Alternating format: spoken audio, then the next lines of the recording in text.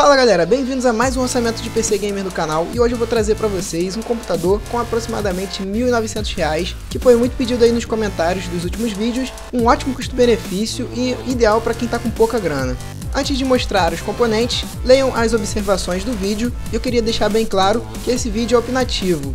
O processador que eu escolhi para essa configuração é o Core i3 4130 da quarta geração dos Intéis. Ele tem dois núcleos, porém 4 threads, então vai funcionar como se fosse um quad-core na teoria. A litografia é de 22 nanômetros e para quem não sabe o que é a litografia, é a tecnologia utilizada na construção do processador, que significa que quanto menor, menos energia vai gastar e mais desempenho ele terá. A frequência desse processador é de 3,4 GHz, com cache de 3 MB inteligente da Intel, um consumo de energia de apenas 54 watts e o socket é o LGA 1150, que seria o encaixe dele na placa-mãe. Para mais características desse processador, estou deixando aí na tela o programinha CPU-Z aberto com o processador Core i3. O preço médio que eu achei foi de R$ 350 e agora vamos falar sobre a placa-mãe.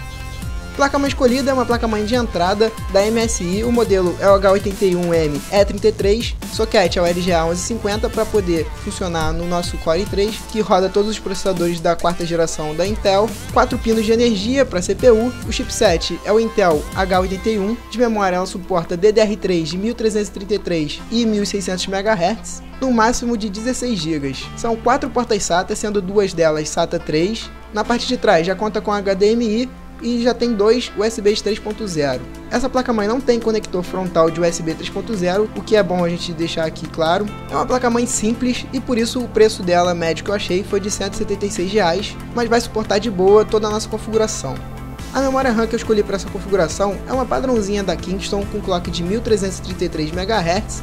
Eu escolhi colocar dois pentezinhos de 4 GB para ter memória de sobra, mas com um pentezinho de 4 GB você já seria capaz de rodar a maioria dos jogos, porém o requisito de memórias nos games está só subindo, então eu coloquei já 8 GB para garantir os games da próxima geração. Cada pentezinho sai a R$ 117 no preço médio, então aí no somatório estamos em 760 e vamos ao HD.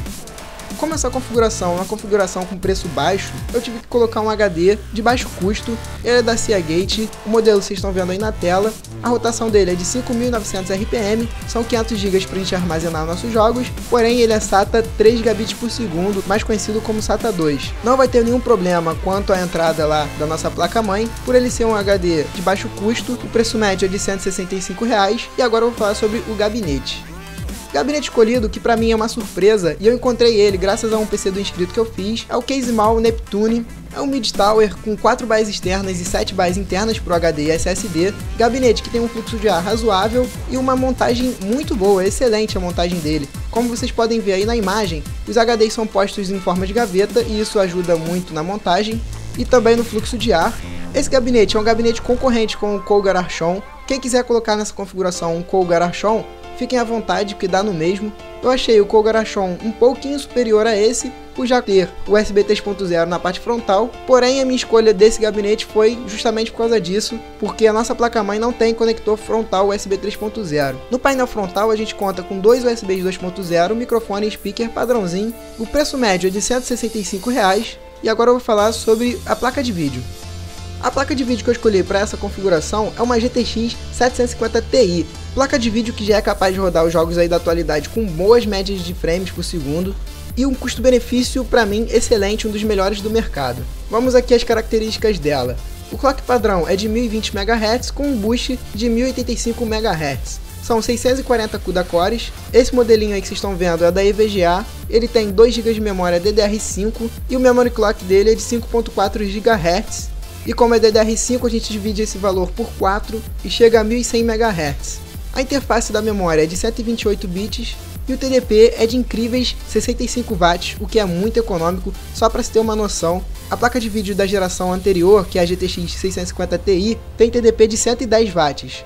Eles conseguiram reduzir quase pela metade o TDP e por isso o número de CUDA cores mais baixo do que o da GTX 650 Ti, porém o desempenho dela é muito melhor do que a da GTX 650 Ti.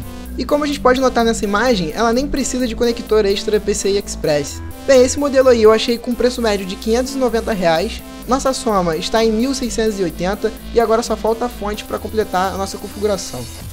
A fonte escolhida é a Cooler Master GX 450 SL80 Plus bronze e tem PFC ativo. Os conectores são bem longos, então você não vai ter problema quanto à montagem. O cabeamento dela é fixo e não modular, mas a gente não vai ter nenhum problema quanto à montagem.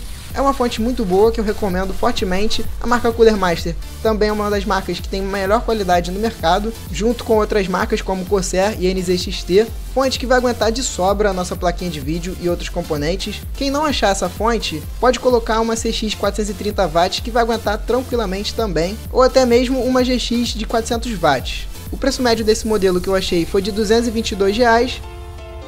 E com isso a gente encerra o nosso orçamento em R$ 1.902, quase cravado em 1.900. E antes de encerrar com o vídeo, tá aí na tela uma tabela de estimativa com alguns jogos que esse computador vai poder rodar. Lembrando que esses números aí são tirados das fontes que vocês estão vendo aí no slide.